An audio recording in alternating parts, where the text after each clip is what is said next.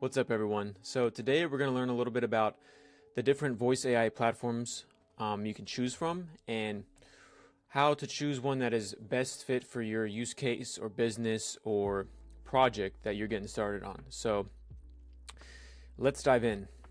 So it's really important to consider before you start building any sort of project on a voice AI platform to consider the pros and cons of the platform, because they're all a little bit different, and they might use different models, they have different prices. So to learn a little bit about each one, it will help you sort of get that foundational sense of what works best for which use case, for which business, which project, if you're building for a client, right? So that's what I hope to show you today. So choosing a platform is important because you got to consider how your customers are going to interact with it, right? How many people do you expect to be calling every day? Is it an inbound system? Are there a lot of calls coming in per day? How many? Or is it a simpler system that only gets maybe 20 calls a day, right? 20 calls versus 1,000 a day, you're going to need probably a different system. You want to consider how it scales, right? If you're doing some platforms, they have limits to how many concurrent calls can be made. So there's a 10 call concurrent limit. You're not going to be able to do sort of the outreach at scale that these systems are sort of designed for, right? AI callers. The big selling point for these, especially outbound AI callers, is that they can call as many people, almost unlimited, right? Where one person can only call one person at a time. These callers can be calling multiple calls a minute. So you want to consider that when, depending on how big of a system you're trying to build and how far you want it to scale. And these systems integrating, they have different integrations depending on the platform. It's easier to integrate maybe appointment scheduling with others, or building post-call automation workflows and others, right? So you want to take that into consideration as well. And of course, the price. Some start at very low, like 9 cents a minute. Others go up to 20 cents plus even more, depending on the platform. So you want to pick the right platform that has the right price for your use case, of course. All right, so we're going to start with Bland AI. And really, Bland AI has been a major player in the space for a while. They're probably the oldest platform, around 2 years, I think. And they're a very beginner-friendly and cost-effective platform to start with around a 9 cents a minute rate. It's very easy to set up a caller and start testing with smaller use cases with Bland. The downside is they have limited customization, especially with the models, right? And to achieve this low price, they use less intelligent models, but you do have the ability to chain these together with multi-prompt callers, so you can sort of have steps for each model, and instead of having one large prompt that would a lower model like GPT 3.5 or 4.0 mini would struggle with, you break the instructions into chunks, and it goes sort of in like a workflow, like say like voice flow or something. It goes one at a time, depending on sort of the call workflow.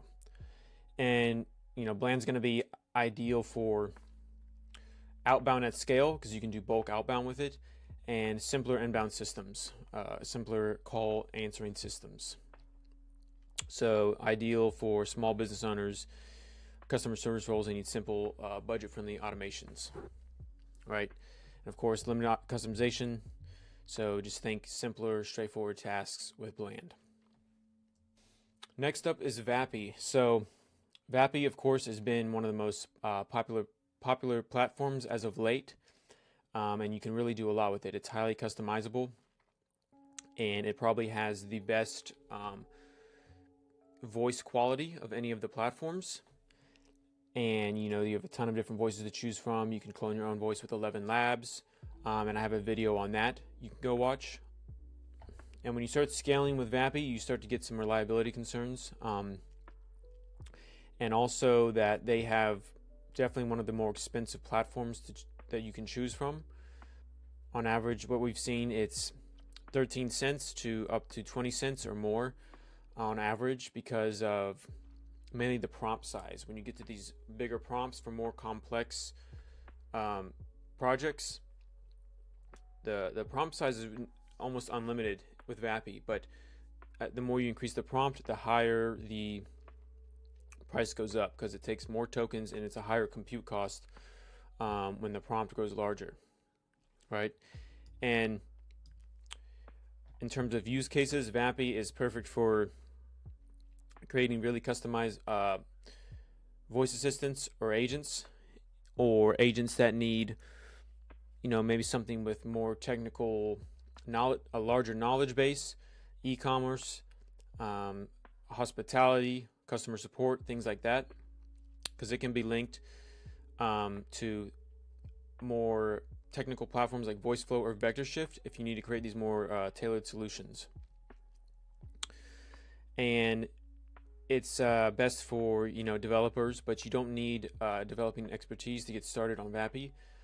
They're simple drag and drop and customizable platform. There's a lot you can do with that, but it does require some technical expertise, especially when you start getting hairy with the post-call automations within Make.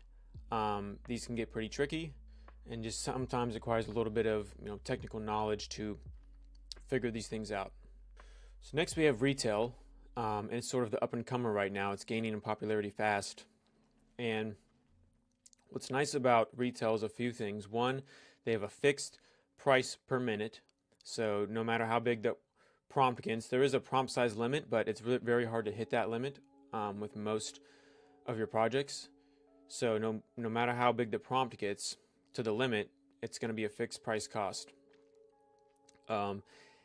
Very low latency, and they also have what's called an SLA, a service level agreement. So that means essentially they have a guarantee that their callers will not fail up to 99%, which is incredible, because some of these other platforms, especially Vapi, have been experiencing reliability issues. So you don't want to be on the hook if you're building a project for a client if their system goes down, right, and you cost them revenue. With Retell, they are putting their name on the line, saying we guarantee up to 99% that we will stay online, our callers will not go down. So that's really nice to know. So in terms of use cases, from my experience, Retell is going to be the best for inbound systems, right? Small to mid-size complexity of these inbound systems.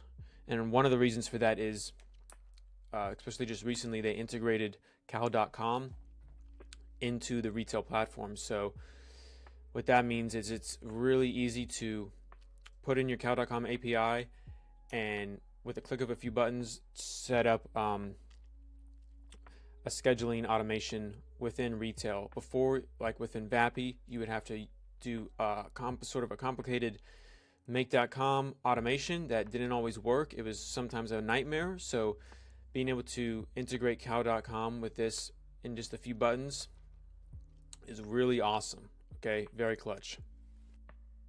And some of the downsides for Retell include it's only moderately customizable compared to something like Vapi, but I found that's not really an issue for most projects. Because with these projects, you want to really, especially if you're building for clients, if you're building an inbound system, you really want to focus on one thing at a time. Like, is it answering the calls, or is it scheduling appointments? Is it doing customer service, answering questions? And Retell is perfect for all of those things. Next up, we have Synthflow.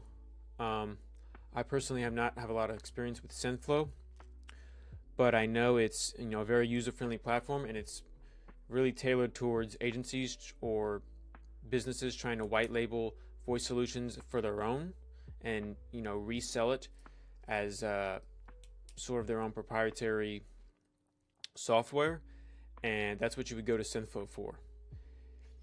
and it is a little more on the expensive side, especially if you're going for the white label route. It is quite expensive. So I would just keep that in mind if you're an agency going for that fully white labeled proprietary software experience for your clients. It is going to cost you a little bit more, but if you have a lot of clients, then maybe that's not a big deal. But other than that, it's very user friendly and it's easy to get started on Synthflow.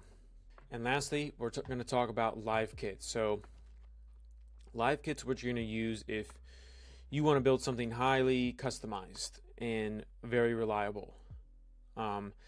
It's what a ton of different softwares, platforms are built on.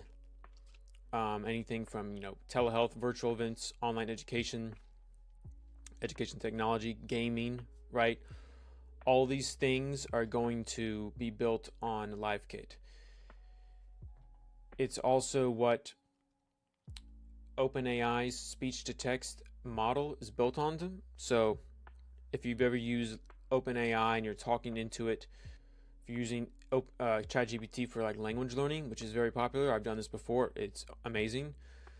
All that stuff, when you're talking to OpenAI, talking to ChatGPT, that's built on LiveKit's infrastructure.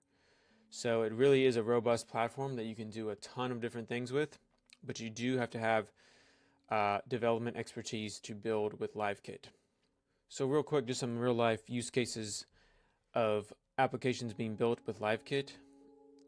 Like I said before, ChatGPT's voice mode. This is built on the LiveKit platform. And of course, if anyone's used that, it's pretty reliable and quite intuitive. Things like 9/11 emergency response on iOS, all those integrations, and the voice handling that is built on LiveKit. And anything that's going to require like a large platform and a large audience, many people interacting with AI and other voice technologies is going to be built on LiveKit. They're just the number one player in the game right now. So real quick, a recap. Which platform is going to be best for your needs? So for beginners, I would choose either Bland AI or definitely Retell, especially right now. Retell, you could really figure out in just a few seconds and get started building simple callers. If you're more on the technical side, you would want to start with Vapi, because there's a lot you could do with the API and creating post-call automations, and of course LiveKit. If you really are wanting to develop powerful solutions, you would go with LiveKit. If you're a small business owner, Bland, Synthflow, or Retell is going to be perfect for you. Like I said, you're going to be able to get those voice assistants up running in just a few minutes after watching a couple videos.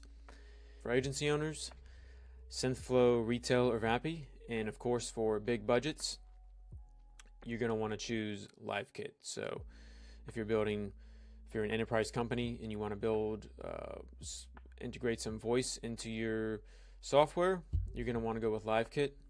Or if you're a startup building language learning app, you're probably going to want to go with LiveKit. All right. That's all I got for you guys today. I appreciate you guys for watching. And if you like this video, please like and subscribe, and I will see you in the next one. Thank you.